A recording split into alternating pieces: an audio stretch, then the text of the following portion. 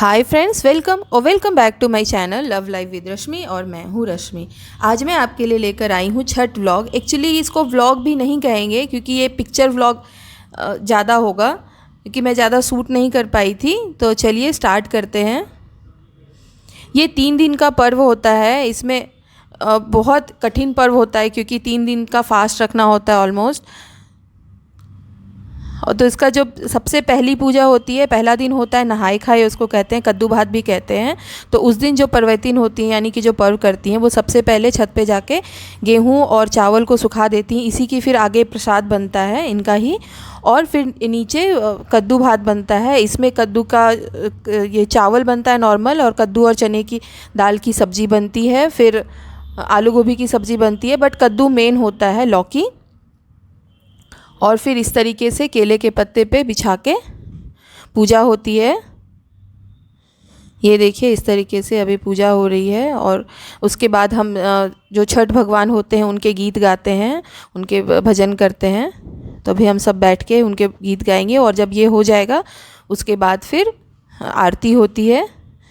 ये देखिए आरती हो रही है और मेरे बच्चे और मेरे पति तीनों मिल के बदमाशी कर रहे हैं, क्योंकि इन तीनों को लग चुकी है बहुत तेज़ भूख, क्योंकि बज चुके हैं 1 से 1:30, लगभग 1:30 बज चुके हैं। इन सबको भूख लगी हुई है। तो अभी जो ये बना है, ये जब पूजा हो जाएगी तो उसके बाद हम यही वाला खाना खाएंगे। ये एक प्रसाद होता है। इस दिन कुछ लोगों को भी बुलाया जाता है खाने के लिए। और फिर उसके बाद जो चावल सूख गए हैं उनको लाके फिर हम फिर से कपड़ा बदल के उनको चुन के रख लिया जाता है अच्छे से, थोड़ा साफ़ करके, और कि उसमें कुछ कंकर वंकर ना रहे। और नेक्स्ट डे फिर वो मिल पे जाके उसको पिसाया जाता है। और आज हम लोग तो बाकी कुछ खा सकते हैं, बट जो परवैतिन होती हैं जैसे मम्मी जी और मासी जी, इन लोगों को केवल यही खाना होता है, सेंधा नमक का ही खाना होता है। और आज ही नमक खाएंगे, फिर कल से नमक नहीं खाना होता है उनको। तो अब आरती ऑलमोस्ट हो गई है, तो अब हम सब लोग फिर खाना खाएंगे, यही कद्दू वाला प्रसाद। ये हो गया पहला दिन। फिर पहले दिन के बाद क्या होता है, दूसरे दिन की तैयारी शुरू हो जाती है। दूसरे दिन सुबह सुबह उठ के नहा के फिर जो गेहूँ और चावल था उसको पीसने दिया जाता है। जब वो पिसा के आ जाता है तब चावल के आटे की, दोपहर को चावल के आटे की रोटी बनती है और खीर बनती है।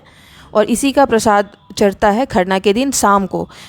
ऑलमोस्ट 7-8 बज जाते हैं, और तब ये लोग फिर परवैतिन जो होती हैं ये लोग खाना खाते हैं। जो प्रसाद बना होता है ना, खीर और वो चावल के आटे की रोटी, वही खाते हैं।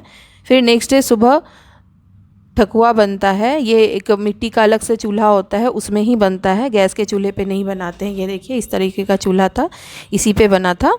और उसके बाद फिर सूप होता है। सूप को सजाया जाता है। सबके घर पे अलग अलग नंबर्स होते हैं सूप, उतने ही नंबर सूप चढ़ते हैं। और सूप को अच्छे से सजाया जाता है। उसमें सारे फल, बाकी चीज़ें रखी जाती हैं, ठकुआ रखा जाता है। और उसके बाद छत पे मतलब कहीं पे भी, तो हम छत पे जाके कर रहे थे कि हमने छत पे ही अपना वो पानी का बनवा लिया है, उसमें पानी भर के। और जो परवैतिन होती हैं ये लोग उसके अंदर चली जाती हैं, पानी में खड़े होके ये लोग सूप अपने हाथ में उठाते हैं, और हम उसमें अर्घ्य डालते हैं सूर्य भगवान को सूर्यास्त के समय, पहले अर्घ के दिन। और उसके बाद फिर मम्मी जी लोग भी पूजा करती हैं। इस तरीके से लोग पूजा कर रहे हैं। और फिर दूसरे दिन भी फिर इसी तरीके से उगते हुए सूर्य भगवान को हम अर्घ्य देते हैं।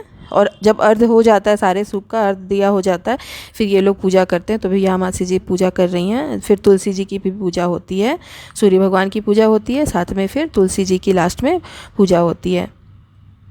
और इसके बाद ही ये दूसरे दिन फिर ये पूजा ख़त्म हो जाएगी। तो ये टोटल 3 दिन उनका फास्ट रहता है।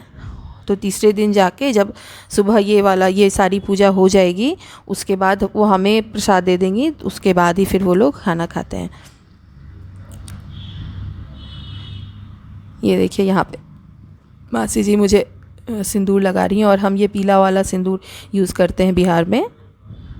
फिर हम उनके आशीर्वाद लेते हैं, हम सब भी, मैं उनके आशीर्वाद ले रही हूँ। फिर मम्मी जी आके प्रसाद देंगी।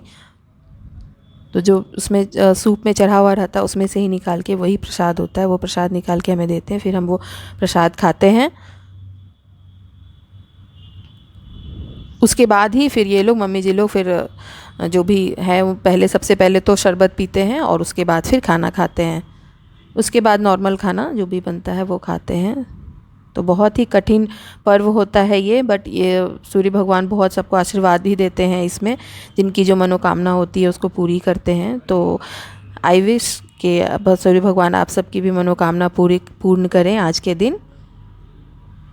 और आपको ये वीडियो अच्छा लगा हो तो मेरे वीडियो को लाइक और शेयर कर दीजिए। आज के लिए इतना ही, मिलती हूँ आपसे मेरे नेक्स्ट वीडियो में। तब तक के लिए bye bye, love you life, happy Chhath to you all.